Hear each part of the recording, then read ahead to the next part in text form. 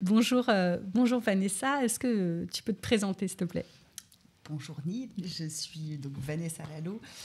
Je suis psychologue clinicienne spécialisée dans les pratiques numériques et les jeux vidéo et la présence éducative sur Internet, mais c'est encore un autre sujet dont on n'a pas encore discuté, mais je ne sais pas si ça intéresse beaucoup notre audience du jour. Ok. Donc tout ce qui est numérique et les postures professionnelles également qui peuvent aller avec ces nouvelles formes de technologie qu'on a dans nos poches, dans nos salons, Ok. etc. Ok. Et ça, tu le travailles comment en fait? Alors attends, pardon, je bug, mais jeux vidéo, il n'y a pas de S.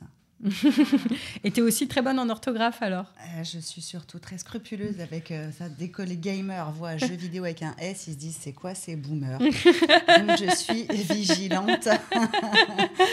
Attends, parce que c'est point quand même... d'alerte. Oh, c'est comme si on avait quand même annoncé la couleur, quoi. Twitch avec ta mère, c'est clair qu'on est nous, les boomeuses du jeu vidéo et qu'on a besoin de vulgarisation. Et d'ailleurs, on attaque direct. Du coup, pourquoi jeu vidéo, on met jamais de S, Vanessa Lalo? Parce que c'est une expression. En fait, ça ne s'accorde pas. C'est juste que c'est une expression complète. Voilà, jeux vidéo. Comme demi-journée, il n'y a pas de E à demi. Voilà, c'est des règles. D'accord. Je ne saurais pas en dire plus. Je ne suis pas prof de grammaire, même si je suis grammaire fric. Et du coup, pour revenir à toi, y a Erwan qui nous propose que tu te rapproches un petit peu de ton micro. Mais je suis déjà un peu devant quand même. Tu es déjà un peu devant, du coup, on va rapprocher le micro de Vanessa. J'ose pas toucher, tout casser. Et pendant qu'on te rapproche ton micro, Vanessa, si tu es d'accord de travailler de façon un petit peu dissociée, ouais. Est-ce que tu serais d'accord de nous présenter un peu comment tu travailles, toi? Alors attends, j'ai un micro qui se rapproche de toi, moi gentiment. On le relève un tout petit peu. On peut le relever carrément, ouais. Est-ce que je suis assez rapprochée de mon micro? Ouais, tu peux même parler un petit peu plus fort, sans crainte. En fait, avec le retour, c'est toujours un peu perturbant, j'ai l'impression de crier. Je te baisse un petit peu ton retour, comme ça tu seras encore plus... Est-ce que tu es encore plus à l'aise pour parler fort? Bon, on va voir. On va se lâcher.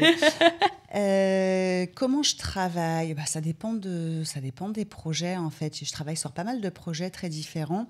Une grosse partie de mon travail, bon, bien sûr, je suis psychologue, donc j'ai des consultations que je fais exclusivement en visio. Donc ça, c'est un point qui fait toujours un peu tiquer les gens. Ouais. Mais en fait, comme j'avais beaucoup de demandes en tant qu'experte, entre guillemets, psychologue experte des jeux vidéo, et donc, bien sûr, des problèmes liés aux jeux vidéo, j'ai commencé à avoir beaucoup de sollicitations de parents qui me demandaient des consultations, mais qui n'étaient pas sur Paris. Et en fait, j'avais un cabinet, mais qui ne marchait pas en présentiel, en tout cas il y a 10 ans. Parce que justement j'avais des demandes un peu partout en France, en Europe et partout dans le monde avec des expatriés qui parlaient français. Et du coup j'ai décidé de commencer à faire mes consultations en visio et j'ai continué, ce qui aujourd'hui marche d'autant mieux qu'on a très bien compris le principe de la téléconsultation depuis le Covid. Donc ça, c'est une partie de mes activités. Et l'autre grosse partie de mes activités, c'est plutôt de faire des conférences et des formations autour des écrans, des jeux vidéo, le fait que les jeux vidéo, ce soit sérieux, du travail autour de l'e-sport, voilà. Et puis surtout, vraiment les écrans, la parentalité numérique, en fait, c'est quelque chose sur lequel je suis très, très sollicitée. Et donc, je fais beaucoup de formations à destination des professionnels qui ne comprennent pas forcément toujours très bien ces enjeux du numérique ou les préconisations, les recommandations, etc. Ne t'étouffe pas. Ouais, je ne sais pas si je vais rester en vie jusqu'à la fin de notre entretien. La petite lampée va bien fonctionner. Mais oui. Et voilà, donc formation, conférences, puis des projets, du consulting. J'accompagne pas mal de choses très différentes, en fait, en fonction de ce sur quoi on me sollicite et puis de ce qui me mobilise, quoi. Voilà. Et cette question de la parentalité, du coup, les parents, ils sont inquiets sur quoi? Alors, en priorité, le temps passé sur les écrans, alors que ce soit sur les jeux vidéo, les réseaux sociaux, les plateformes, les écrans... Ouais, c'est vraiment le temps passé. Et donc, la prétendue addiction, on vient tout le temps me solliciter pour addiction à ceci, addiction à cela. Et c'est jamais de l'addiction. C'est toujours... ça peut être de l'excès à certains moments. très souvent, c'est pas de l'excès, en fait. C'est juste que les parents comprennent pas le 21e siècle et qu'ils n'ont pas été élevés eux-mêmes avec ces objets-là en temps réel, en ligne, sur des plateformes, avec une communication sociale, en fait. Et du coup, ils mettent des cadres et des limites qui, en général, sont totalement arbitraires et pas du tout appropriées, parce que, justement, eux-mêmes n'ont pas été éduqués avec, ils connaissent pas forcément ces outils. Donc, il y a une vraie, énorme inquiétude, mais qui n'est pas forcément liée à des pathologies. On va dire ça comme ça. Et après, il y a des inquiétudes aussi de parents liées à des vrais gros excès, mais qui sont plutôt liées, dans ce cas-là, à des anxiétés généralisées chez les ados, à des dépressions ou des états dépressifs, des phobies sociales, des phobies scolaires. Et c'est plutôt ça. Et depuis le Covid, on n'a jamais eu autant d'anxiété. Et du coup, on a pas mal de gamins qui vont, entre guillemets, s'enfermer à un moment dans leurs jeux vidéo, les réseaux sociaux, pour des raisons non pas d'addiction à ces outils, mais pour des raisons d'anxiété qui viennent être soulagées en fait par ces objets qui réagissent aussi vite que nous et plus vite même puisqu'ils sont ils ont des puissances de calcul qui sont bien plus rapides que nous. Ça vient soulager aussi parce que tout passe par le corps. On fait des gestes, notre corps il est occupé, notre cerveau est occupé, notre imaginaire est occupé. Donc ça, c'est un point aussi qui est important. Et puis, beaucoup d'anxiété surtout derrière ces problématiques, entre guillemets, et puis de l'adolescence aussi tout court, qui en soi est excessive. L'adolescence est excessive, en fait, par nature. Et ça, c'est quelque chose, des fois, que les parents ont du mal à comprendre également. Et quand on se rappelle un peu du temps jadis, de nos excès, de nous, à l'époque, on prend tout de suite un petit peu plus de recul et on se rend compte qu'effectivement... peut-être qu'il vaut mieux un peu d'excès numérique que sur les jeux vidéo et les réseaux, plutôt que de l'excès d'aller, je ne sais pas quoi faire dans la rue, avec des choses qui mettraient encore plus en danger les gamins. Après, c'est surtout dans de la discussion et c'est un peu de la prise de hauteur aussi sur les enjeux actuels dans notre société. Et puis, à quel moment les parents, les adultes, les pros ont aussi besoin d'un accompagnement avec ce numérique pour placer le curseur correctement, trouver le bon équilibre entre guillemets, dans nos vies de ces outils, quoi. Et du coup, moi, j'ai l'impression que tu fais comme aussi un dialogue intergénérationnel dans une société qui est en pleine transformation et, comme tu dis, dans laquelle on a du mal parfois à trouver les repères. Et ce dialogue intergénérationnel, tu le fais porter sur quoi et comment tu l'organises ? C'est-à-dire ? Comment, en fait, tu transmets... Toi, j'ai l'impression que tu transmets énormément sur les cultures numériques. Tu essaies de dédramatiser le rapport aux écrans des jeunes vis-à-vis des parents et ou des personnels éducatifs. Et du coup, ça passe par quoi ? Par le fait de leur parler ? Est-ce que dans les consultations, par exemple, tu as des consultations parents-enfants ? Est-ce que tu essaies de redéclencher des liens des discussions intergénérationnelles au sein des familles pour permettre ce dialogue. Par quel procédé tu passes en fait pour que cette communication qu'on a besoin de rétablir, elle se refasse ? Effectivement, beaucoup de tentatives de acculturation au numérique par les adultes pour quand même mieux comprendre un petit peu ces différents enjeux, les outils. Et puis éventuellement proposer, ce que je fais beaucoup, c'est proposer des exemples de comptes, par exemple sur les réseaux sociaux à suivre, qui soient éducatifs, culturels, vulgarisation scientifique, des choses qui peuvent permettre aux parents de retomber un peu sur leurs pattes de ce qu'ils veulent transmettre à leurs gamins en termes de valeurs ou de contenu éducatif, parce que ça c'est un truc dont les parents ont beaucoup besoin. En fait, ils vont tout le temps dire mes enfants sont tout le temps sur leur TikTok. Non, c'est TikTok déjà. Et sur TikTok, il y a aussi bien les contenus les plus détestables du monde, les trends les plus horribles, les challenges les plus horribles, que les contenus les plus éducatifs avec des gens très très chouettes qui font des choses formidables. Et donc j'aime bien essayer de montrer un peu toujours ces deux facettes. Oui, il y a des dangers, mais tout comme dans la rue. Par contre, il y a aussi des choses qui sont bénéfiques et quitte à y passer des heures, autant passer des heures aussi sur des contenus qui sont qualitatif. Donc moi, je mets toujours un peu en opposition ce quantitatif qui est tout le temps mis en scène dans les médias et par les pros qui n'y connaissent rien et le qualitatif sur lequel on devrait vraiment centrer notre attention. Et donc, bien sûr, c'est le dialogue qui prime en premier lieu. Et très souvent, en sortir de conférences, les parents viennent me voir à la fin en me disant « Merci, vous m'avez donné envie de parler avec mes enfants. » Et là, pour moi, j'ai tout gagné. Et c'est ce qu'on me dit beaucoup aussi en retour de consultation dans un second temps. C'est « Merci, j'ai pu discuter avec mon enfant. Ce point-là, c'est débloqué. Effectivement, j'avais un manque de connaissances. Je m'y intéressais pas, j'y connaissais rien. » Donc, je le jugeais. Maintenant, je peux le juger différemment sur d'autres bases. Et en fait, moi, mon but, c'est absolument pas de donner des vérités et de dire aux gens, voilà ce que vous devez faire avec vos gamins, ni voilà ce qui est bon ou mauvais pour vous, dans le global. Mais c'est plutôt de dire, peut-être que là, ce point-là, il peut être un tout petit peu décalé dans la pensée. Peut-être qu'on peut prendre un peu de hauteur. Peut-être qu'on peut se poser une autre question pour mieux y répondre. Et je fais mon travail de psy, quoi. Je décale la pensée et je pose d'autres questions quand on me pose des questions. Principe bête et méchant des psys, quoi. Mais je réponds quand même à des questions de temps en temps. Et c'est sûr, quand tu dis que tu essayes d'attirer l'attention sur des contenus qualitatifs, pour toi, est-ce que tu peux soit me donner des exemples de contenus qualitatifs, soit m'expliquer ce qui fait pour toi la qualité de ces contenus ? Alors, la qualité, c'est vrai que c'est très compliqué parce qu'on est de nouveau dans un jugement, en fait, quand on parle de qualité. Ouais. Mais c'est plus quand on considère, je ne sais pas, les pandas qui font de la luge ou des défilés de chats, on ne va pas considérer que c'est très pertinent.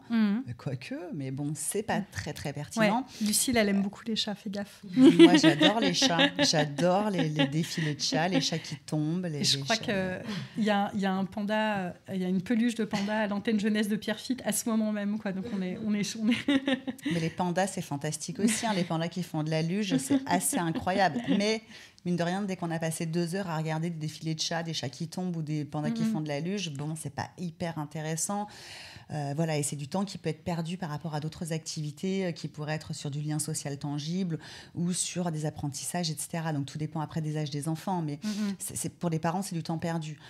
Au regard de ça, on a aussi plein de sélections par les beaux-arts, par les beaux-arts de tous les musées du monde, tout un tas de choses artistiques, apprendre la calligraphie, mais aussi ça peut être des contenus de vulgarisation scientifique, de choses qui sont très intéressantes, des profs de maths qui font du rap pour expliquer aux gamins les fractions et les équations auxquelles ils n'ont jamais rien compris parce que leur prof était nul, ou pas nul, mais en tout cas avec lequel ils n'arrivaient pas à accrocher, ou que ce style d'apprentissage-là ne leur convenait pas. Et donc moi, j'essaie de valoriser un petit peu ces choses qui sont sur d'autres formats, on va dire, en termes d'apprentissage, pour permettre d'avoir d'autres types de contenus sans les enquiquiner tout le temps avec les mêmes formats, on va dire, les jeunes, mais de leur proposer autre chose. En tout cas, les parents arrivent à mieux retomber sur ce qu'eux, ils connaissent et ce qu'eux, ils ont envie de transmettre quand ils comprennent que ces outils-là peuvent être très, très bénéfiques selon comment on s'en sert.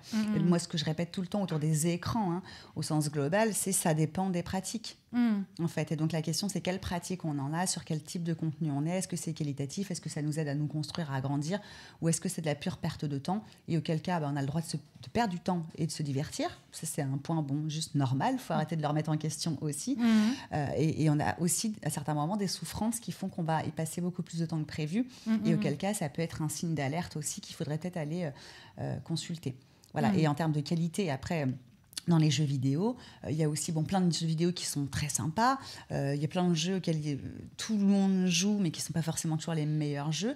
Et on a aussi plein de petites pépites de jeux indépendants, poétiques, des jeux d'aventure, des jeux avec plein de symboliques, des métaphores, des choses qui vont nous faire réfléchir, des contenus très philosophiques. Et en France, on a aussi plein de petites pépites avec des studios qui font des choses géniales. Donc, pourquoi se priver aussi de ce type de contenu ? C'est-à-dire que les parents ont tendance à considérer que le jeu vidéo, c'est un jeu... on se tire dessus, on se tape dessus. Pas forcément. Il y a plein de jeux aussi en équipe qui ne demandent pas à ce qu'on se tue. Il y a des jeux qui sont très très chouettes, qui ont des portées symboliques qui sont bien plus importantes des fois que certains grands jeux AAA qu'on peut mettre en avant. Et puis il y a aussi, moi ce que j'adore donner comme conseil aux parents, c'est de jouer à des jeux coopératifs où on se met ensemble. Et là, on se rend compte qu'en fait, se synchroniser pour avancer simultanément, c'est vachement plus compliqué que de s'affronter et d'être dans d'autres logiques aussi pour remettre un peu de conflit, au contraire, pas de conflit, remettre de la complicité. Ouais. Là où il y a du conflit.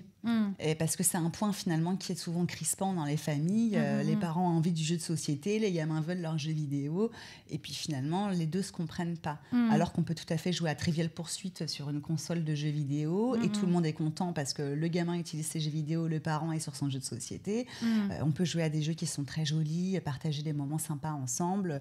Donc j'essaie de remettre un peu de collectif aussi dans une société qui est très individuelle en fait, et je pars du principe que le numérique peut nous aider à être aussi interconnectés et à faire des choses ensemble, et qu'on n'est pas obligé de valoriser toujours uniquement les pratiques solo. Voilà, quand bien même il y a des pratiques solo qui soient très intéressantes, mais en famille, ça peut être bien de retrouver des petits compromis pour faire les choses ensemble. Dans les questions qui nous sont déjà posées sur le chat va devenir très actif dans une dizaine de minutes, mais on a déjà des questions, ce qui est vraiment hyper cool.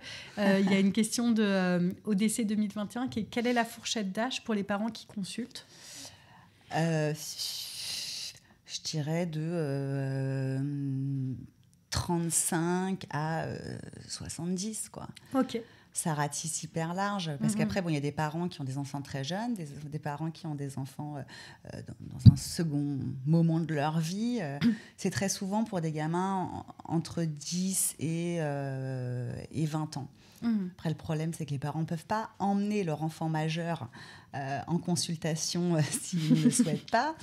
Et c'est là où souvent ça coince, parce que j'ai des parents qui ne savent plus quoi faire de leurs gamins qui sont à la maison, qui décrochent un peu, mais qui sont majeurs. Ouais. Et dans ces cas-là, c'est d'autant plus compliqué que l'autorité parentale n'existe plus, mais que, mine de rien, il y a quand même un enjeu d'avoir le gamin à la maison qui passe des heures à crier sur ses écrans et à ne pas payer de loyer. et là, autre facteur d'anxiété. Je suis un peu plus en difficulté pour les conseiller, parce que on n'a pas de moyens légaux à ce moment-là, mais bon, puis heureusement, après, il faut s'autonomiser, il faut s'émanciper et puis trouver les bons compromis, quoi. Et on nous demande aussi l'impact des jeux vidéo sur le système nerveux, parce que je pense que dans ces questions d'addiction aussi, il y a l'idée que ça puisse toucher le corps et notamment le système nerveux. Alors, la question posée comme ça, système nerveux, je ne sais absolument pas quoi répondre. Ouais. Par contre, si on parle des enjeux cérébraux, là, on a un certain nombre d'effets très différents. D'accord. Je vais peut-être en oublier au passage dans la liste, mais déjà, quand on parle d'addiction, il faut savoir que l'OMS, donc l'Organisation mondiale de la santé, en 2019, a dit qu'il y avait un trouble du jeu vidéo. Donc, ils l'ont classifié dans les addictions comportementales. Sauf qu'il n'y a pas de consensus international à ce sujet et qu'on est très nombreux à dénoncer qu'en fait, c'est suite à des lobbies chinois qui sont très nombreux là-bas, que l'OMS a voulu déterminer ce trouble du jeu vidéo, puisque finalement, à chaque fois qu'on creuse 2 secondes, c'est de l'anxiété, de la dépression, du trouble social, phobie scolaire, et qu'en fait, finalement, il n'y a aucune nécessité de classifier ça dans les addictions. Donc déjà, ça, c'est un point de consensus qui n'existe pas. Et quel est l'intérêt de ce lobby chinois C'est compliqué, mais c'est un pays autoritaire, contrairement à nos pays européens ou occidentaux. Donc eux, ils ont d'autres enjeux. C'est-à-dire qu'eux, ils mettent des couvre-feux, par exemple, le soir pour les mineurs. Mais leur enjeu à eux, c'est que justement, ils ne deviennent pas, enfin que les jeunes ne deviennent pas, qu'il n'y ait pas trop de libération de parole, que tous ces réseaux et ces jeux vidéo ne soient pas trop des moyens d'expression non plus. Il ne faudrait quand même pas qu'ils puissent avoir envie d'aller vers de la démocratie dans un second temps non plus. Donc il y a quand même tout cet enjeu-là qui est un peu d'enfermer la jeunesse par rapport à ces moyens technologiques qui sont très ouverts dans le monde. Mais eux, leur but, c'est surtout d'avoir reconnu l'addiction aux jeux vidéo pour donner lieu dans un second temps à l'enfermement de ces jeunes dans des camps d'entraînement militaire pendant 6 semaines et quelques, dont la plupart ont donné lieu à des tortures, et tout ça a été documenté, quoi. Donc le fait de dire vous êtes addict, du coup, comme pour vous soigner, on vous envoie dans un camp d'entraînement militaire. Donc ça vient bien montrer aussi un enjeu derrière qui n'est absolument pas le nôtre, en fait. On ne peut pas être dans les mêmes configurations. Donc très souvent, les médias vont dire regardez, en Chine, ce qu'ils ont fait, ils sont précurseurs, ils ont fait un couvre-feu, ils font ils les mettent dans des camps de redressement, quoi. D'accord, mais enfin, heureusement que notre société n'est pas la même, les enjeux ne sont pas les mêmes, les sociétés asiatiques n'ont pas du tout les mêmes fonctionnements que notre fonctionnement à nous, ne serait-ce qu'en France. Donc on ne peut pas faire des comparaisons qui sont bêtes et méchantes. Et donc ces lobbies internationaux-là, ils ont été un peu compliqués parce qu'ils ont mis la pression au niveau de l'OMS.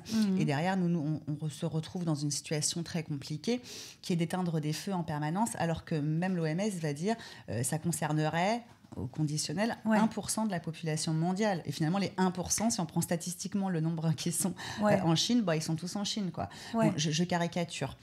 Donc il y a cet enjeu-là qui est quand même assez important à avoir en tête. Maintenant, si on prend la définition exacte de l'addiction telle qu'elle a été déterminée par l'OMS, il faut qu'il y ait un désinvestissement massif et majeur de la vie sociale, professionnelle, affective, scolaire, familiale, etc., sur une durée d'au moins 12 mois.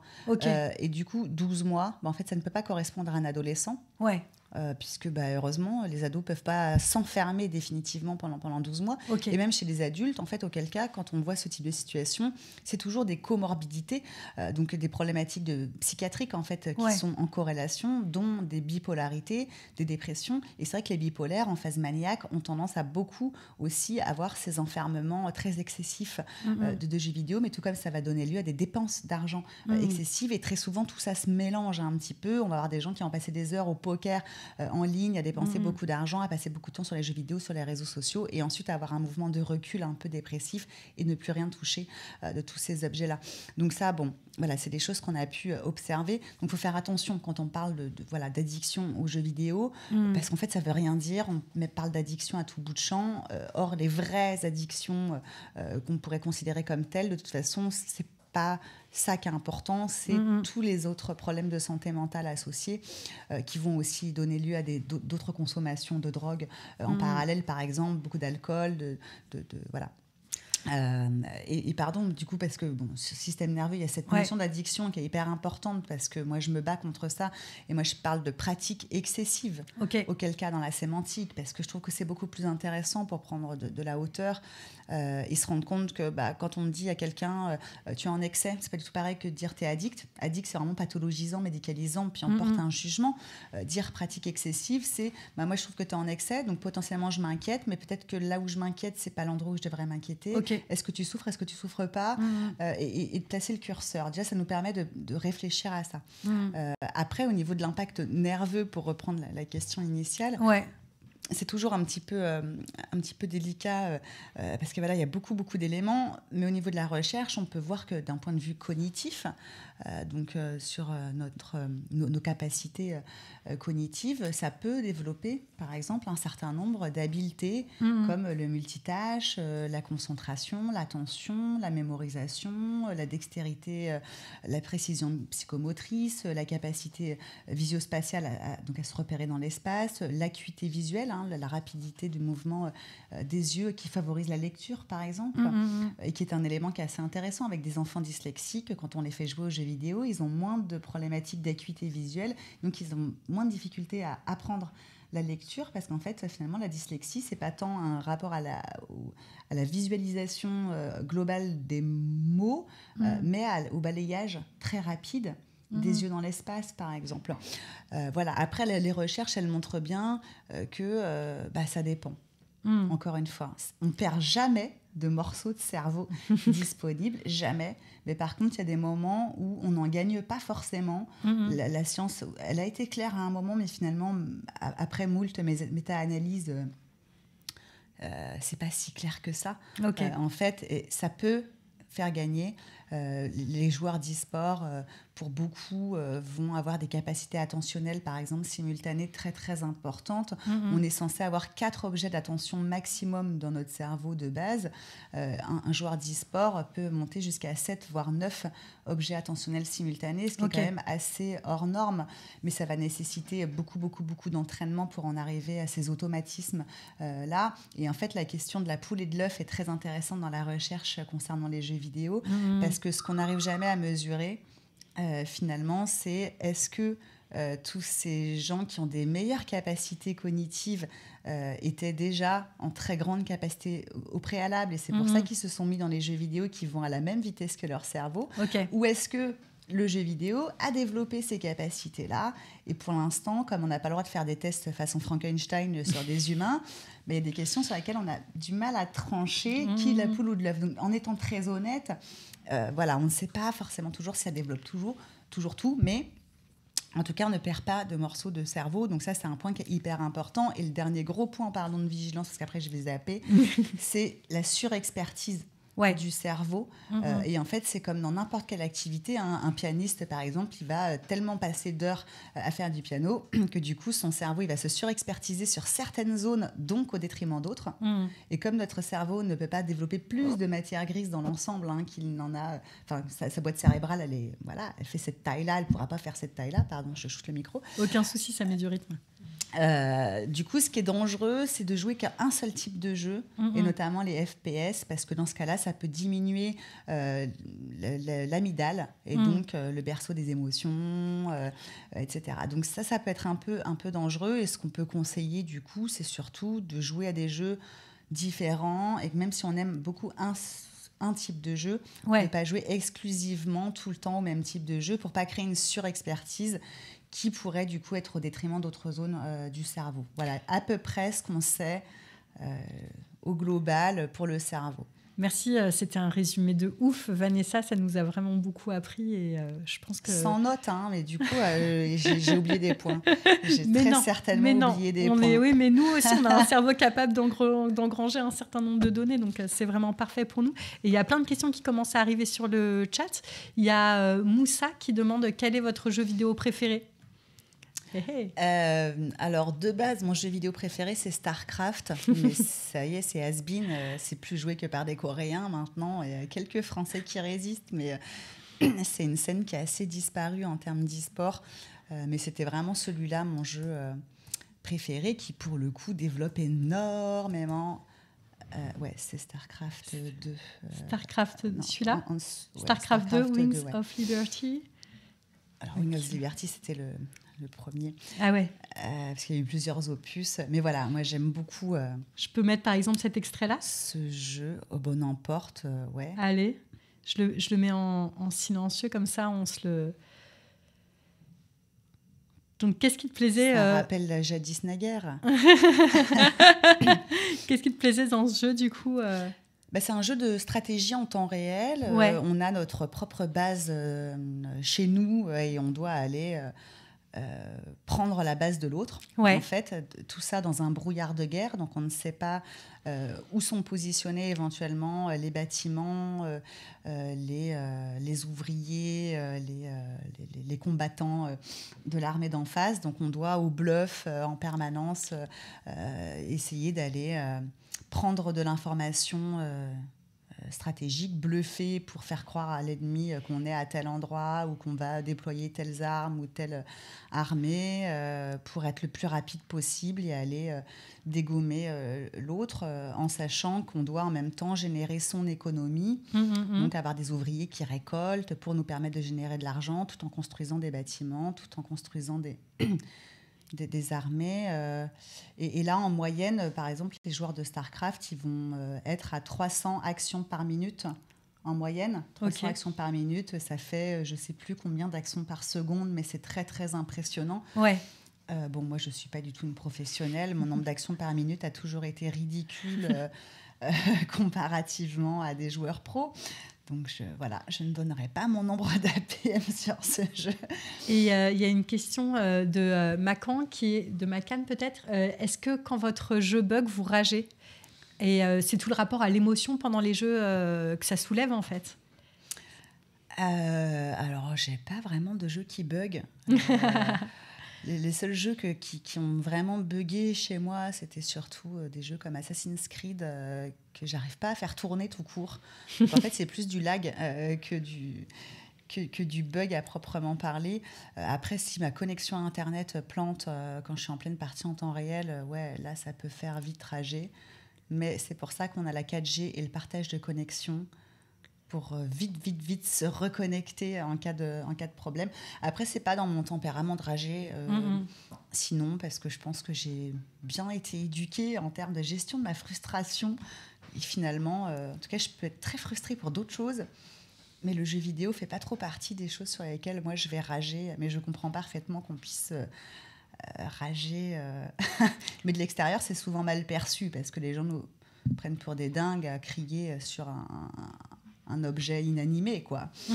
Et donc, c'est surtout la vision de l'entourage ou la perception extérieure qui est perturbante avec les jeux vidéo, parce qu'on va être en lien social, mais chacun dans sa chambre. On va être interconnecté avec des micros, des casques, mais chacun dans sa chambre. Et donc, de l'extérieur, on a l'impression d'avoir des geeks enfermés dans leur cave, qui vont rester couleur bleue parce qu'ils n'ont pas vu le soleil. Et c'est vraiment les gros clichés geeks, alors que finalement, dans la réalité des faits, toutes ces choses-là ont bien changé. Et voilà, c'est beaucoup de la perception assez biaisée. Mais bon, mon but n'est pas de parler de moi et de mes jeux vidéo non plus. Et Ismaël nous dit que vous pensez que les jeux vidéo sont bien, Vanessa. Alors c'est toujours ce genre de question très large où je ne sais jamais comment y répondre. Est-ce que les jeux, c'est bien oui et non, en fait. Ça dépend de ce qu'on en fait, encore une fois.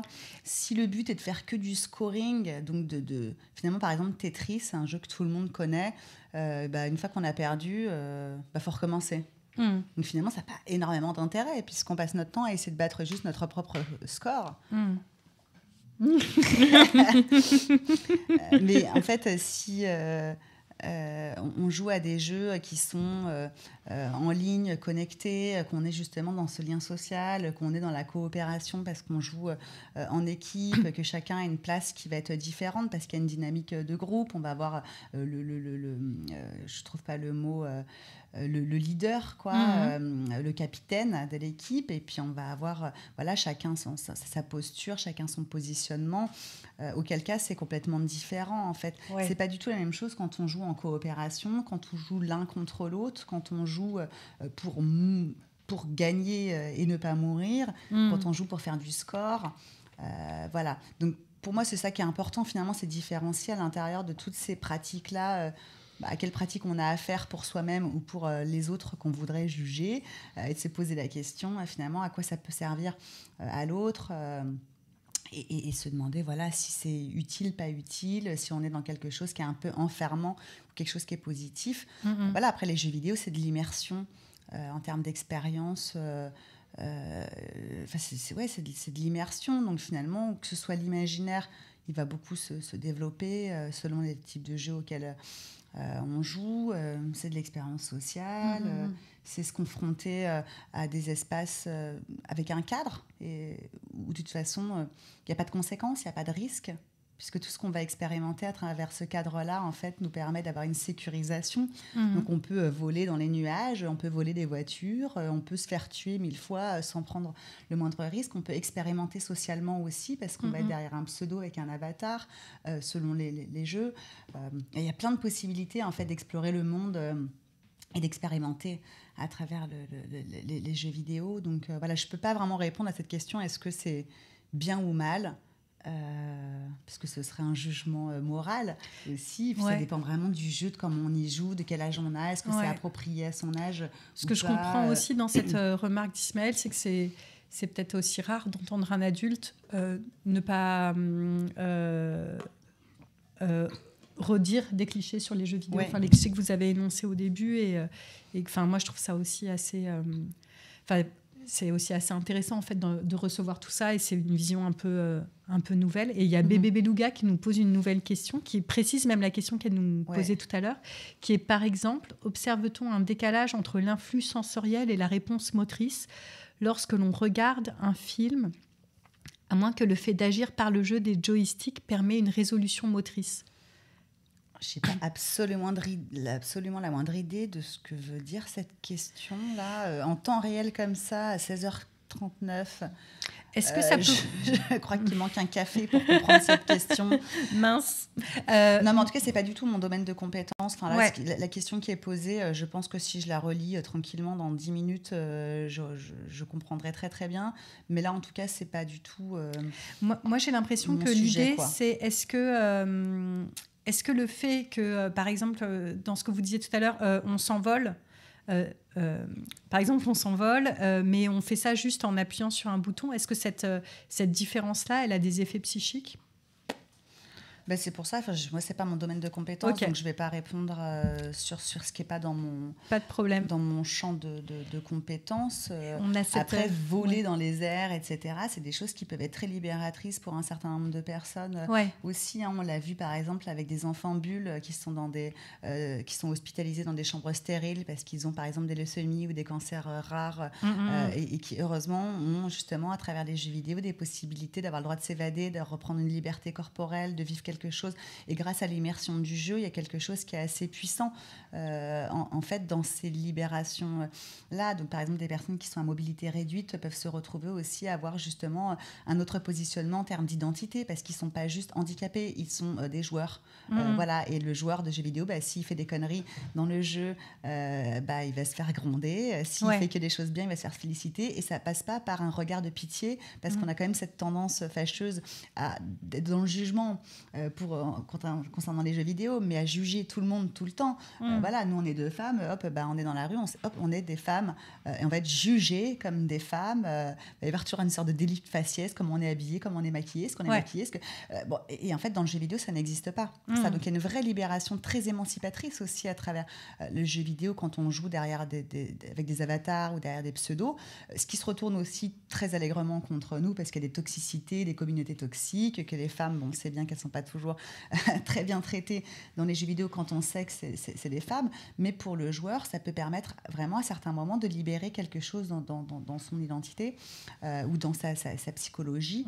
En tout cas, en ce qui me concerne, dans mon champ de compétences, ce que je peux dire, c'est plutôt ce genre de choses. Après, il y a autant de cas et de joueurs qu'il existe de personnes sur la planète, en fait. Donc, c'est toujours très compliqué de globaliser aussi toutes ces réponses-là.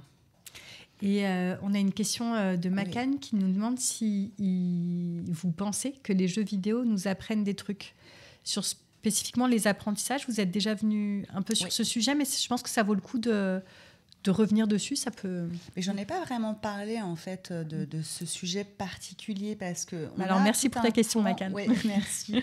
Il y a tout un courant qui s'appelle les serious games, les jeux sérieux, ou même les jeux utiles, selon certaines traductions. On en est revenu très largement parce que finalement c'est très enquiquinant et qu'en général le sérieux prend le dessus du jeu. C'est-à-dire qu'au lieu d'être ludique et fun, en fait on a souvent des jeux chiants pour nous faire passer un message. Ce dont on a pu se rendre compte aussi, c'est que pour pouvoir vraiment valider un apprentissage dans le développement en fait qu'on doit coder, il faut donner une espèce de réponse moyenne. C'est-à-dire qu'on va faire des études moyennes, enfin des études sur les individus. On va créer une sorte de réponse moyenne de tel stimuli égale tel apprentissage, sauf qu'à la fin, comme nous ne sommes pas des individus moyens, parce que personne ne correspond à la moyenne en fait, nous ne sommes pas des statistiques heureusement, finalement ça marche pas, et du coup à part créer du chiant, ça marche pas. Ce qui est intéressant par contre, c'est qu'à travers les jeux, quand on est motivé, engagé dans une situation ludique, en fait la plupart du temps ça va créer justement une possibilité d'apprentissage, mais parce qu'on est motivé. C'est-à-dire que ce qui marche pas, c'est de nous obliger à jouer à un jeu qui est chiant sous prétexte qu'on doit apprendre. Donc quand on nous dit de manière non volontaire va apprendre sur ça, ça marche pas. Mais par contre, je sais pas, par exemple les jeux de médiéval fantastique type World of Warcraft ou tous ces jeux comme ça avec des univers en médiéval fantastique, en fait en général ça va permettre d'apprendre beaucoup d'autres choses, parce que tout ça c'est basé sur des éléments qui sont de l'ordre de la mythologie. Très souvent les joueurs de jeux vidéo en plus ils ont une assiduité culturelle bien plus élevée en fait que la majeure partie des gens, et ça c'est très drôle en termes de statistiques. Ça veut dire quoi, assiduité culturelle ? Ils vont plus aller dans des musées, ils vont plus acheter de bouquins, ils vont plus chercher à écouter des musiques philharmoniques de leurs jeux vidéo préférés, donc des jeux qui vont avoir été conçus avec des musiques, avec des orchestres, des vrais orchestres, et donc qui vont aller s'intéresser plus précisément à tel type d'instruments, les vents, les cordes, et apprendre déjà que ces différences-là existent, qui vont s'intéresser sur, je sais pas, la création des châteaux forts à l'époque, et du coup une dimension plus historique, tangible, des dimensions architecturales, qui vont aller lire du Tolkien et d'autres écrivains connus qui ont mis en scène du médiéval fantastique, qui vont aller acheter des bouquins de mythologie, parce que très souvent, c'est basé aussi sur des choses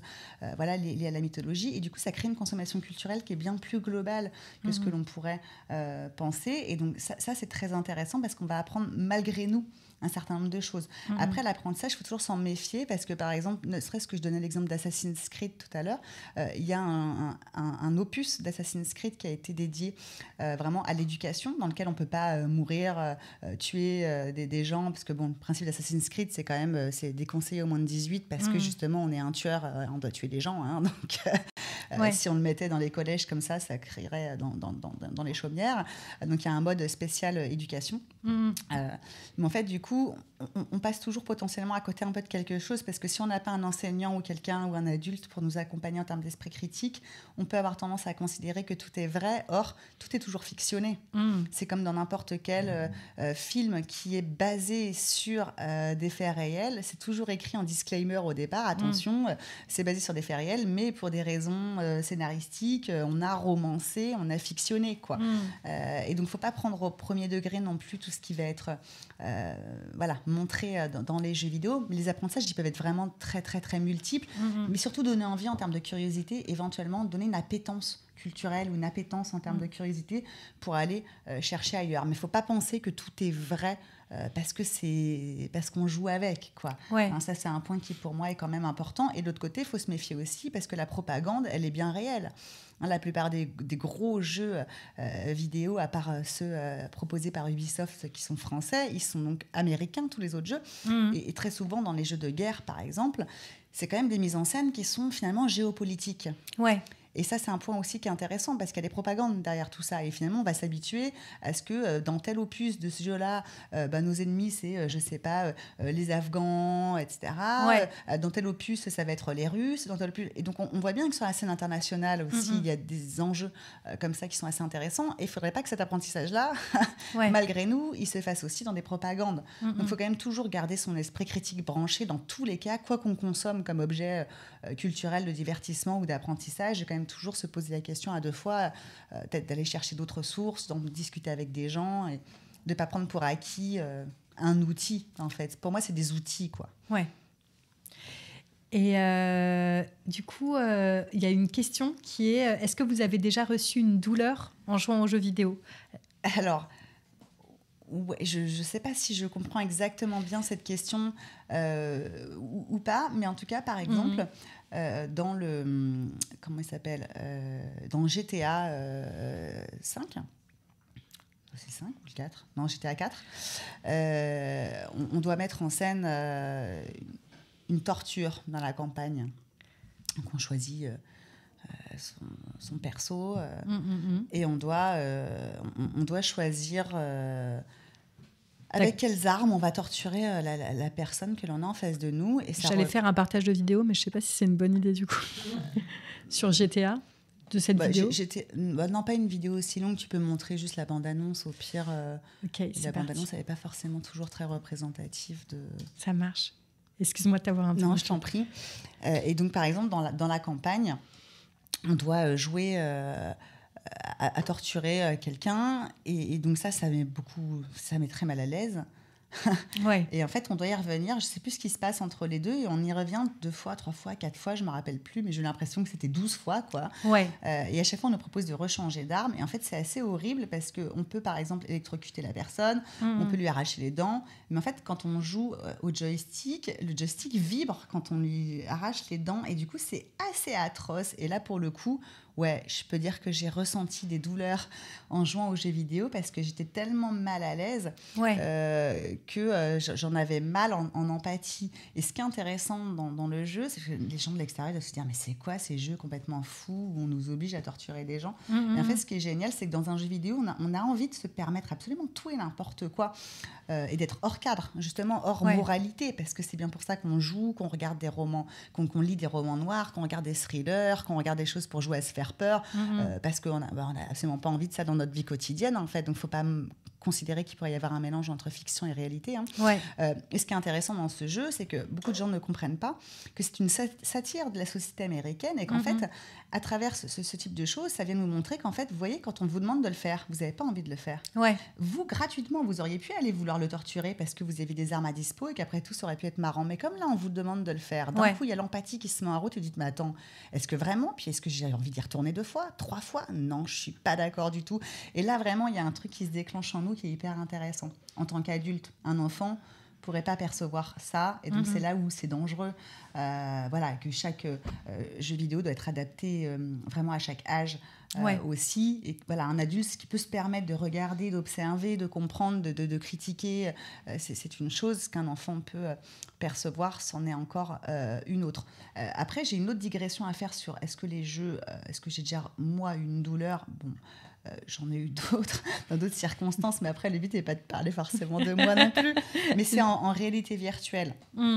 Et c'est vraiment avec la VR, en fait, avec un casque de VR, que là, on a des émotions et des sensations qui sont assez incroyables, en fait. Et par exemple, j'avais testé un jeu il y a des années qui était fait par des étudiants de l'ENJMIN, je crois, la super école de jeux vidéo à Angoulême, qui avait fait un jeu où il fallait avec un... comment ça s'appelle j'ai le mot pionnier, mais c'est pas du tout ça. Il y avait une pioche, grimper, quoi, un jeu d'escalade. Et donc, il fallait que ça pioche comme ça, grimper. Et à un moment, j'ai fait une mauvaise manip. Et j'ai commencé à chuter dans le vide. Et en fait, avec le casque, là, on voit entièrement toute la chute. Et moi qui ai un vertige atroce, et ben là, j'ai cru que j'allais mourir, quoi.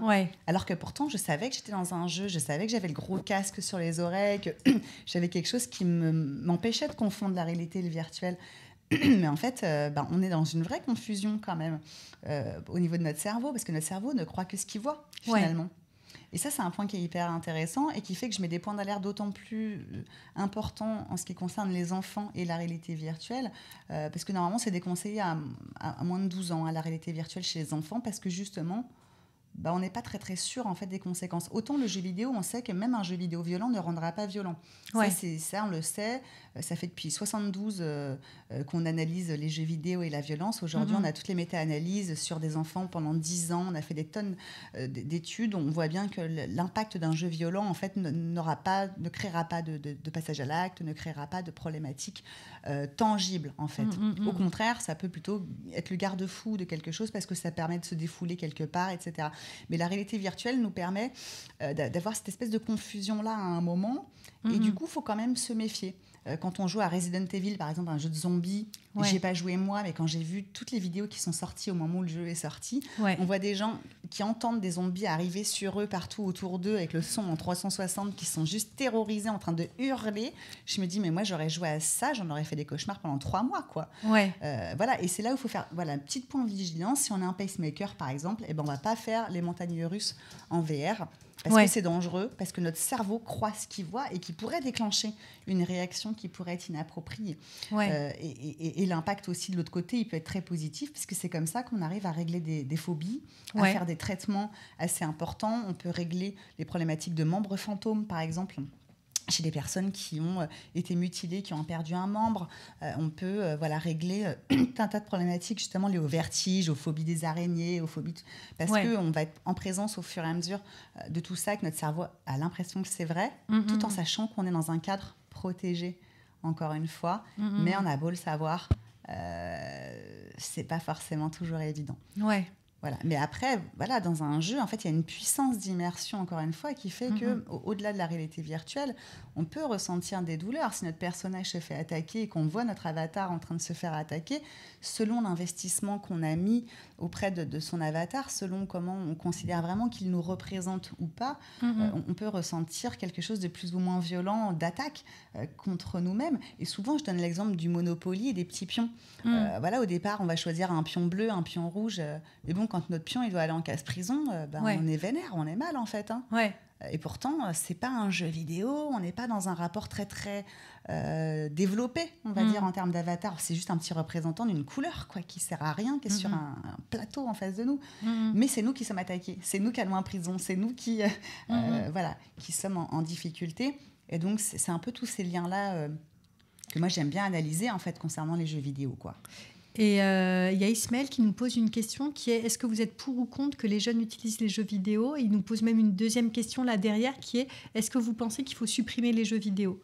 Et du coup, qu'est-ce que vous souhaitez répondre sur voilà, ce rapport à la jeunesse dont nous parle Ismaël? En fait, encore une fois, moi, j'aime pas trop répondre de manière binaire. Est-ce que je suis pour ou contre? Ni l'un ni l'autre. Ouais. Mais je vois pas de problématique au fait qu'un jeune joue à des jeux vidéo. Voilà, c'est surtout ça que je répondrais, avec tous les éléments dont j'ai parlé précédemment. C'est-à-dire qu'après, il faut faire attention à ce que les jeux vidéo quand même soient adaptés en termes d'âge, en termes de contenu, puis même au-delà de l'âge, certaines personnes sont plus fragiles que d'autres, sont plus sensibles émotionnellement. Il y en a qui sont plus dans des difficultés de traitement, des fois psychologiques, d'une certaine information. Il y en a qui ont plus d'esprit critique, plus de morale. Donc tout dépend après de qui on parle, mais je ne vois aucune objection à jouer à un jeu vidéo, ou alors il faudrait mettre une objection à lire des livres et à regarder des films. Et je crois que personne n'a envie qu'un gamin ne lise pas de livres. Voilà. Donc, et puis pareil, dans les bouquins, il y a des bons bouquins et des mauvais bouquins. Voilà, pour moi, c'est ça. Il faut rentrer dans ce niveau de détail systématiquement. À quoi la personne joue? Est-ce qu'elle joue toute seule ou à plusieurs? Est-ce que c'est bénéfique?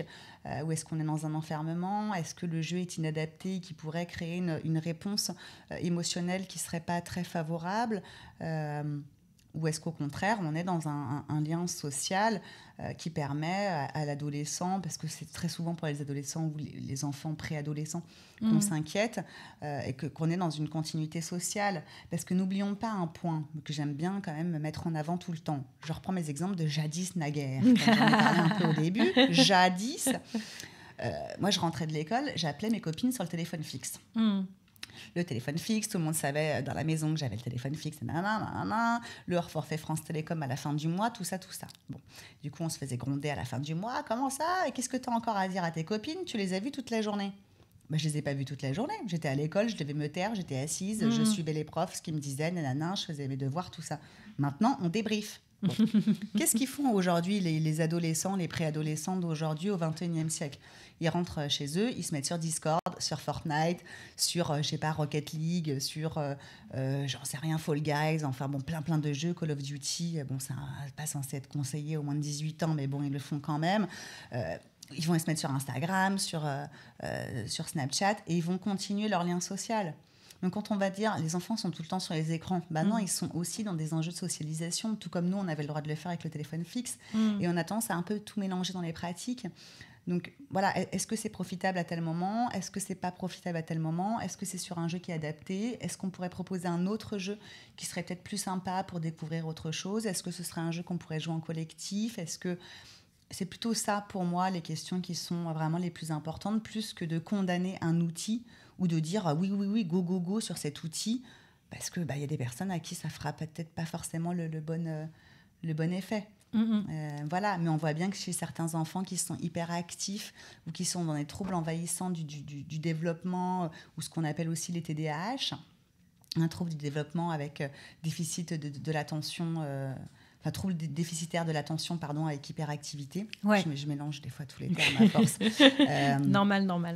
C'est quelque chose, par exemple, quand on joue aux jeux vidéo, on va se rendre compte qu'on peut garder son attention vachement plus longtemps, alors que sur n'importe quel autre objet, on n'y arrive pas. Et du coup, ça peut être aussi hyper salutaire en termes d'estime de soi, de se dire, tiens, regarde, je suis capable de rester concentrée, regarde, je suis capable de faire du multitâche, regarde, je suis capable de mémoriser. En fait, regarde, je suis peut-être pas si nulle que ça dans la société, parce que le jeu, il me dit, félicitations, j'ai gagné plein de points d'expérience, etc. Alors que dans la vie de tous les jours, le gamin, il a 0 à longueur de temps. Ouais. Les jeux vidéo, c'est aussi ça, c'est aussi pouvoir avoir de la gratification, avoir un jeu qui vous dit merci et bravo, quoi que vous fassiez, même quand vous êtes très nul et que vous passez votre temps à perdre, alors que la société passe son temps à à vous renvoyer tout ce que vous faites de mal. Hein. Et il y a un gamin qui est un peu en difficulté d'apprentissage et qui a des mauvaises notes. Bah, des fois, heureusement qu'il a le jeu vidéo pour compenser un peu quelque chose aussi, trouver une place sociale, éventuellement peut-être qui peut être au potentiel, qui n'a pas été diagnostiqué, donc ce qu'on appelle les enfants précoces, surdoués, HPI, tout ça.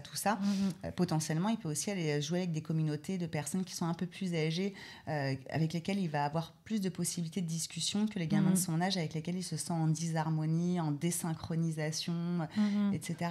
Donc, voilà, tout dépend vraiment de la situation dont on parle. C'est pour ça que je n'aime pas du tout les questions globales. Enfin, je comprends tout à fait qu'on me les pose. Ouais. Moi, je n'aime pas répondre aux questions de manière globale parce que dès qu'on rentre dans la subjectivité des personnes, on se rend compte qu'en fait, il y a un cas où ça marche, un cas où ça marche pas, un cas où c'est bon, un cas où c'est pas bon.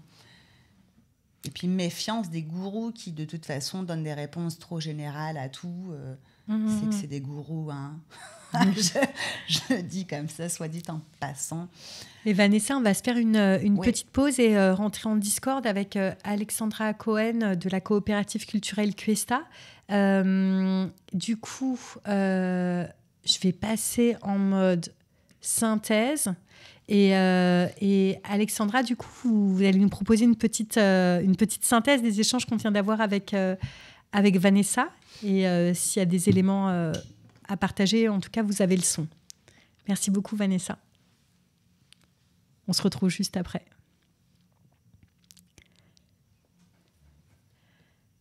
On voit qu'Alexandra se met bien, comme on dit, s'installe. Ça, c'est une grande partie aussi du jeu vidéo, quoi, avoir un bon setting. On en profite pour boire un peu d'eau, s'étirer.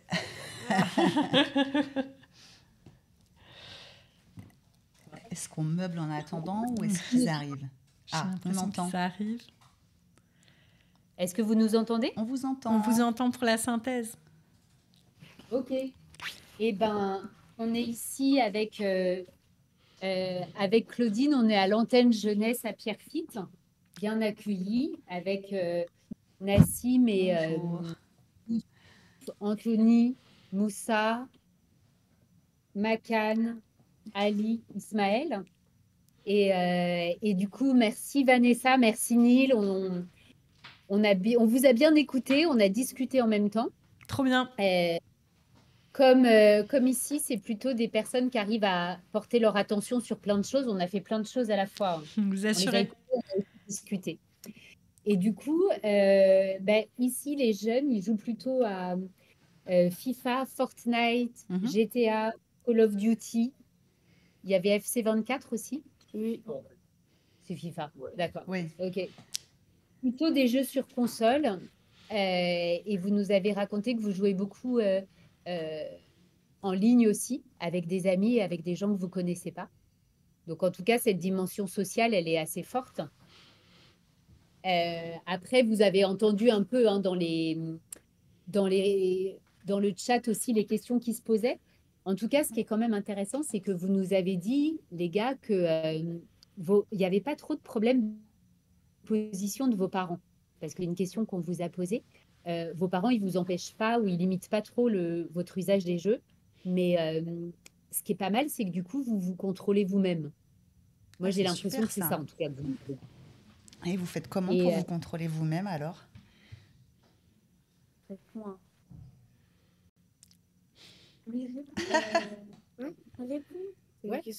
Bah, est-ce qu'il y en a un qui a envie de répondre à cette question de Vanessa? Comment pour vous contrôler vous-même?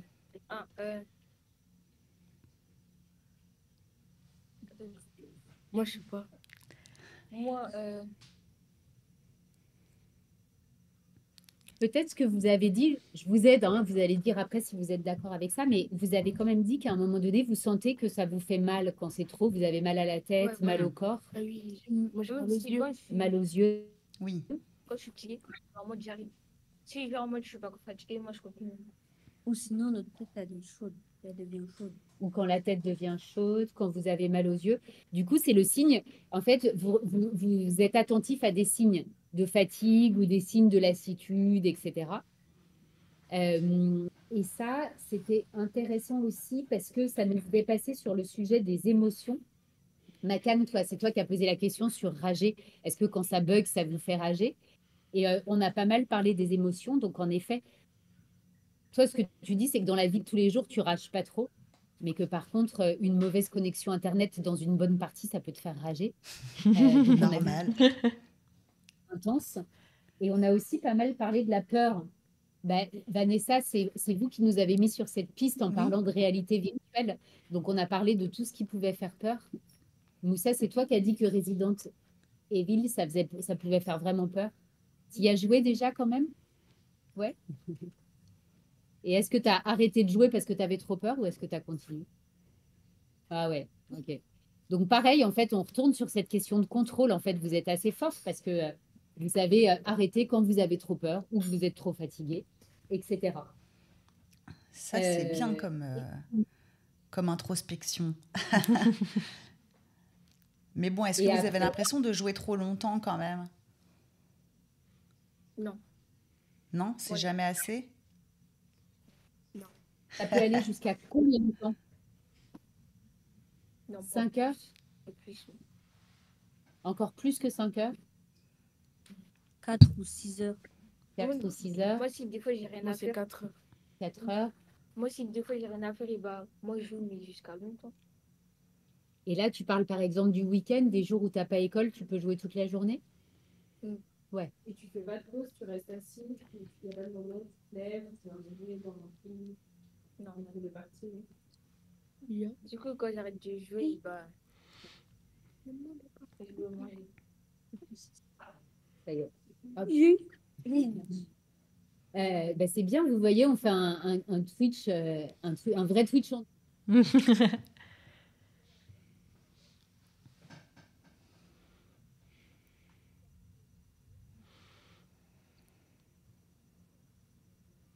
Hmm.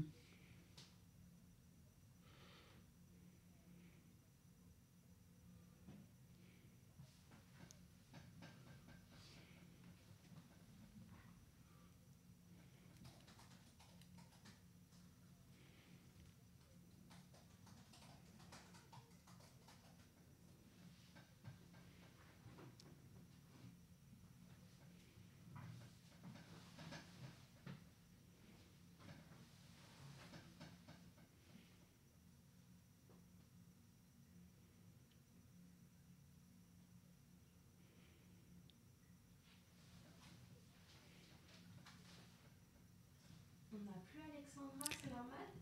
Faudrait que tu passes sur la synthèse, je pense. Ah, pardon. Sur le partage, et malheureusement, on n'entend pas. Et vous nous entendez là? On vous entend, ouais.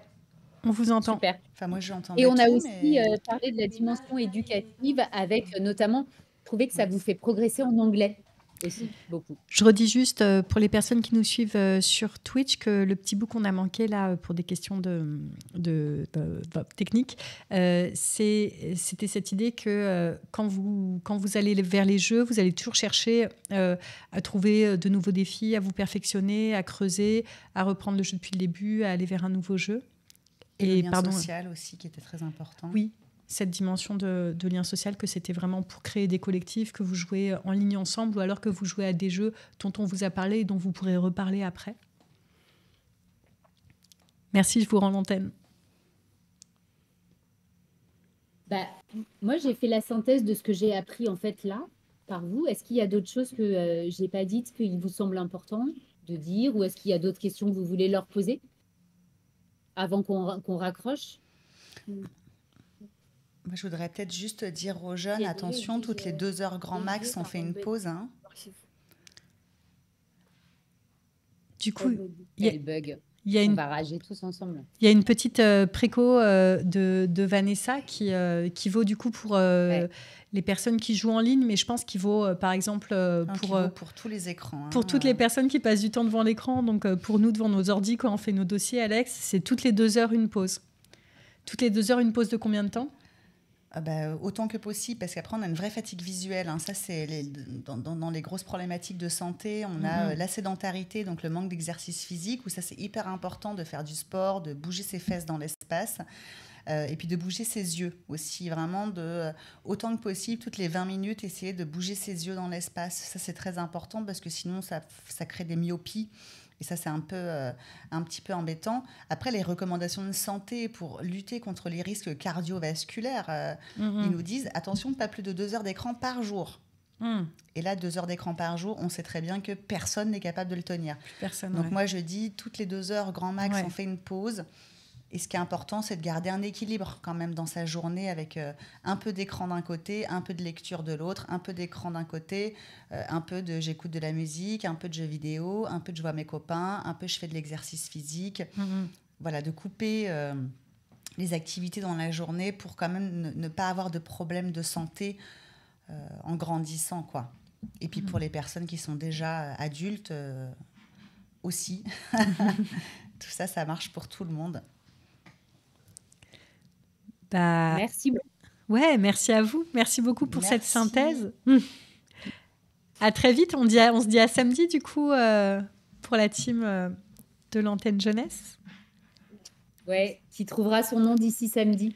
On a hâte de le connaître. Hein. Si vous l'avez dit tout à l'heure, on le veut bien dans le chat. À plus. Au revoir. Alors, Vanessa, ça fait maintenant 1 heure qu'on discute. On a eu ce petit temps de présentation en première partie, cette discussion avec le chat et les jeunes de l'antenne jeunesse de Pierrefitte.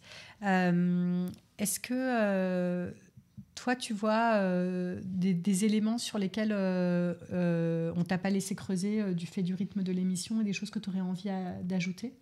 Là, comme ça, pas tant, mais je voyais une question tout à l'heure à laquelle on n'a pas répondu, qui était « Pensez-vous que gamer est un métier ?» Et du coup, je me disais que ça pouvait être intéressant de parler un peu peut-être d'e-sport, vu qu'on est chez Vitality. Mais grave. Donc, e-sport, c'est-à-dire compétition de jeux vidéo. Je ne sais pas ce que j'ai envie de dire de plus. Là, je me suis auto-perdue dans ce que je... En tout cas, moi, je peux te parler des précédentes émissions qu'on a réalisées qui répondaient pas mal à cette question et je suis sûre que tu sauras attraper plein de fils à attendre dans tous les sens. Nous, on a eu un premier Twitch avec ta mère avec Céline Ferté qui est du coup du service juridique chez Vitality qui nous a parlé du fait que cette entreprise, donc ce club, c'est une entreprise qui embauche plus de 60 personnes. Donc, être professionnel dans l'e-sport, c'est possible et c'est possible sur plein d'autres métiers que e-sportifs. Il y a des métiers très variés, etc.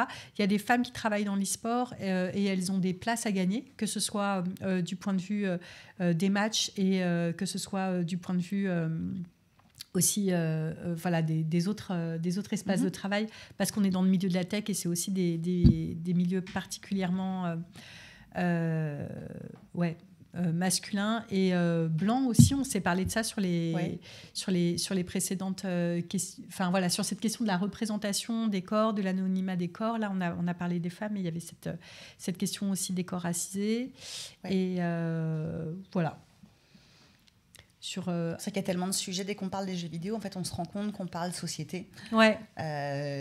Voilà, dans ce qu'on dit, là, on parle j'ai parlé des préconisations de santé juste avant, mais finalement, elles ne sont pas valables que pour les jeux vidéo, elles sont valables pour les écrans au global. Carrément. Et on n'a jamais eu autant de sédentarité dans notre société, notamment depuis le Covid, qui nous a obligés à ne pas faire plus d'1 kilomètre et du coup, à ne plus faire de sport. Alors qu'on aurait dû, au contraire, peut-être valoriser tout ça à ce moment-là de nos vies, ne serait-ce que psychologiquement, mais ça a eu des vrais impacts physiques.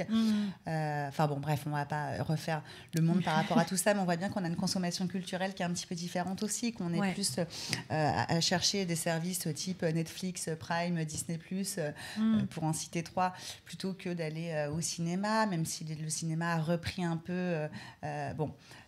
Donc, peut-être se bouger un peu plus au sens global, ça, c'est hyper important. Et quand on parle des jeux vidéo, en fait, on parle de représentativité, on parle de misogynie éventuelle, on peut parler d'éventuelle toxicité, mais tout comme il y en a dans la rue.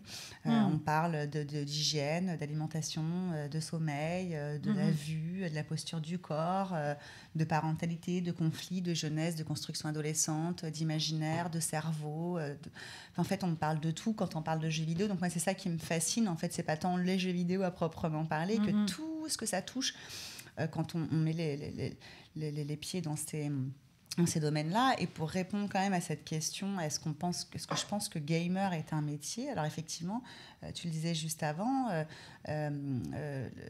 mince, je vois les questions du chat arriver, et à chaque fois mon cerveau il bug.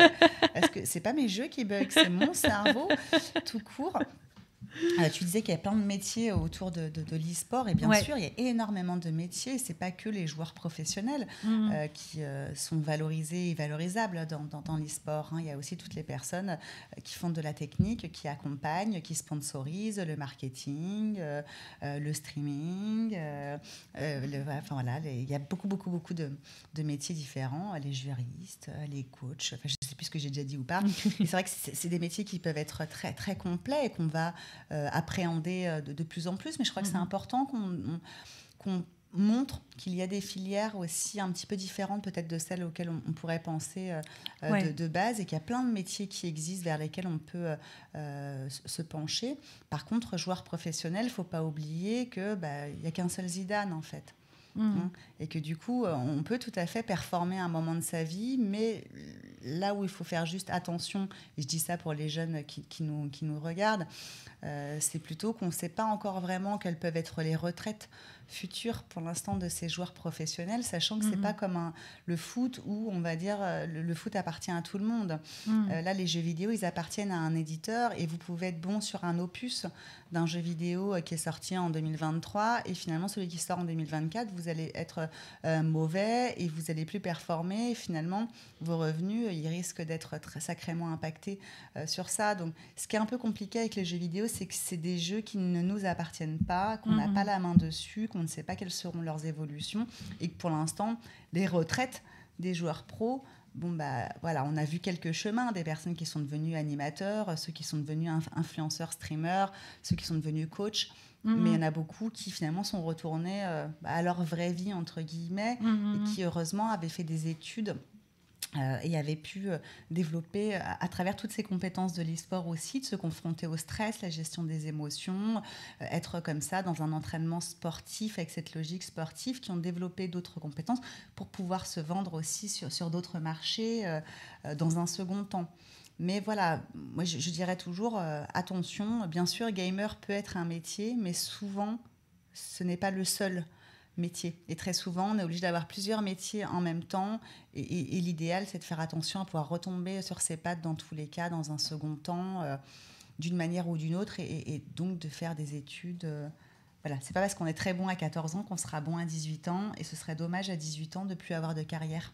Parce que de 14 à 18, on peut être très très bon. Mais finalement, dans un second temps, on ne sait pas trop ce qui va pouvoir se passer. Mais en tout cas, il y a beaucoup de choses qu'on peut valoriser derrière, en compétences techniques, en compétences même psychosociales, comme on peut le dire. Donc ça, c'est des choses qu'on ne doit pas dévaloriser, mais qu'il ne faudrait pas trop non plus valoriser de l'autre. Voilà. Et puis, il y en a certains, je ne sais plus quelle était la question à un moment que j'ai un petit peu oublié, mais bon, certains ne seront jamais bons. Et puis, on peut passer des heures et des heures et des heures et saigner un jeu, et on sera toujours mauvais. Et puis, il y a des gens, ils n'ont jamais touché à ce jeu-là. Hop, ils ont tellement l'habitude des fonctionnements des jeux qu'ils vont tout de suite être bons dessus. La question, c'était vous pensez quoi des joueurs nuls, à laquelle on n'a pas répondu? Oui, c'est ça. Qu'est-ce que je pensais des joueurs nuls? Alors du coup, la question me faisait marrer dans la manière dont elle était formulée. Mais en fait, quand on n'est pas bon, on n'est pas bon, quoi. Et moi, perso, je ne suis pas bonne. Et du coup, je rigole tout le temps d'avance. Je sais que je vais être pas bonne. Et donc, en fait, ça me fait rire. Et donc, finalement, je fais n'importe quoi. Et en fait, du coup, ça m'amuse. Mais si je voulais performer, je serais très, très vite énervée, en fait. Donc, heureusement que je n'ai pas envie de performer. Chacun ses compétences. Et dans le jeu, il n'y a pas que la performance, en fait. Et du coup, il y a plein de ressources, de plaisir, de liens, etc., qui restent possibles au-delà de la performance, quoi. Oui, puis de s'amuser à être nul. Des fois, ça peut être marrant. Enfin, tout dépend de quel jeu on joue et dans quelles circonstances, etc. Mais... bon, je crois qu'il faut être juste droit dans son propre ego et savoir qu'on peut être très bon dans plein de choses et mauvais dans d'autres. Et c'est pas grave d'être mauvais dans d'autres parce qu'on est très bon dans... on est très bon dans certaines choses. et qu'on n'est pas obligé d'être bon partout non plus, quoi. Hein, voilà. Comme on était sur les carrières, il y a ODC 2021 qui dit psychiatrie et pratique numérique. Est-ce que c'est une spécialisation universitaire? Quel cursus vous avez fait? Alors, je ne suis pas psychiatre. Psychiatre, c'est un médecin, docteur. Moi, je suis psychologue. Donc déjà, ce n'est pas du tout les mêmes métiers, parce que les psychiatres, ils peuvent délivrer des ordonnances et donner des médicaments. Les psychologues, ils ne peuvent pas. Donc ça, c'est déjà la grosse première distinction. J'ai pas du tout fait de cursus universitaire lié à tout ça parce que ça n'existait pas quand je me suis spécialisée dans ces sujets-là. Ça fait depuis 2008, donc ça fait très longtemps, ça fait 15 ans, plus même, que je travaille sur ces sujets du numérique et des jeux vidéo. Et maintenant, il commence à y avoir quelques diplômes universitaires, quelques spécialisations dans des masters pour accompagner un peu ce numérique, parce que de toute façon, on sait très bien que les psychologues vont être confrontés à ce numérique qui arrive dans nos consultations, puisqu'on nous en parle, parce que ça devient des sujets de société, des sujets aussi de consultation, des sujets de parentalité. Donc, c'est en train de se développer pas mal. Mais à l'époque, ce n'était pas le cas. Donc, moi, j'ai inventé mon propre métier et je continue à l'inventer tous les jours. Et quand j'en ai marre d'un sujet, je passe à un autre sujet. Mais ça fait 15 ans quand même que je suis obligée de répéter tout le temps la même chose parce que la société avance, mais pas si vite que ça, qu'on est encore beaucoup dans des clichés, alors que voilà, on est dans les intelligences artificielles génératrices, que tout est en train d'évoluer très très vite et qu'on est encore 15 ans en retard. Ça a tendance un peu à m'agacer parce que j'aimerais bien aller sur des sujets des fois un peu plus à la pointe, mais voilà, donc j'ai pas fait un cursus spécial. Mais le conseil que je pourrais donner, en tout cas, s'il y a des jeunes qui écoutent cette partie de réponse, c'est de croire un peu en ses rêves. Et moi, j'avais quand même deux passions. La psychologie d'une part, parce que depuis que j'ai 7 ans, je voulais être psychologue. Donc c'était vraiment le rêve de ma vie. Je savais que je serais psychologue. Et de l'autre côté, j'adorais monter et démonter des PC. J'adorais le côté très technique. J'étais une vraie technicienne hors pair de Windows 98 à l'époque. Et je réparais tous les ordinateurs de tous mes copains au lycée et tout. Enfin bref. Et en fait, à un moment de ma vie, j'ai fait une bonne rencontre qui m'a permis de concilier les deux. Et je ne voulais absolument pas travailler là-dedans parce que je ne voyais pas l'intérêt. En fait, j'avais une autre spécialisation qui était justement dans les toxicomanies et les addictions. Et en fait, finalement, dans un second temps, j'ai réussi à mélanger les deux, un peu malgré moi. Et ce qui est marrant, c'est que 10 ans plus tard, je me suis rendu compte qu'en ne faisant pas vraiment de choix, j'ai réussi à mixer tout ça. Et que si j'avais voulu le mixer, si j'avais vraiment voulu le faire, je pense que je me serais mise en échec et je n'aurais pas fait. Alors que finalement, la vie, elle s'est passée un peu naturellement comme ça.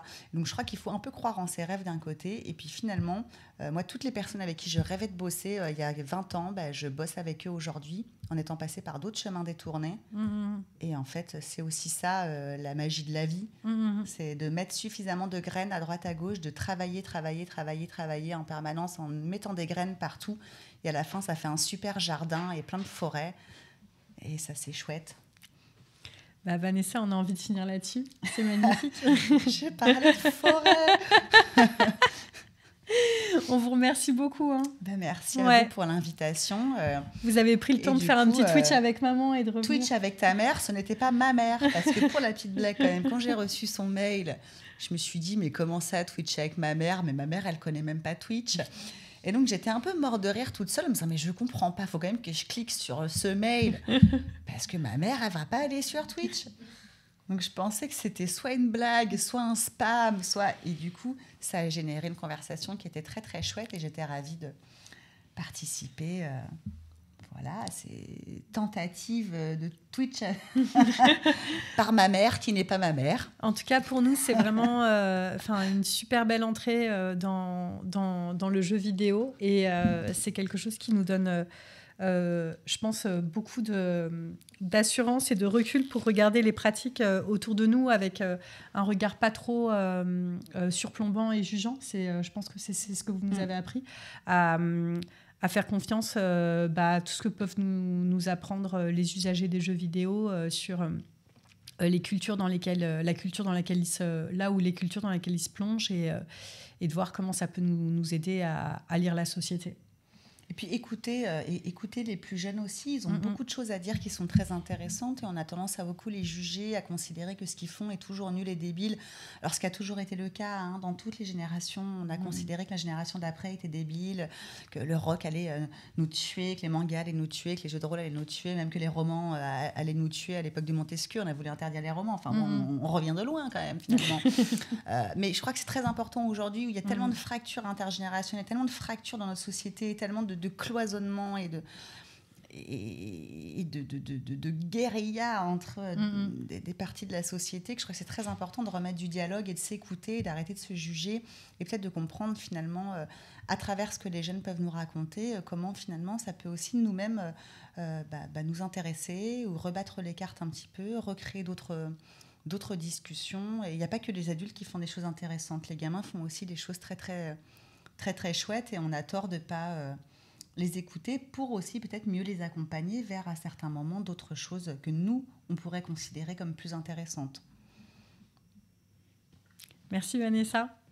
J'adore tes lunettes. À très vite. Plein de bisous. Au revoir. Salut tout le monde.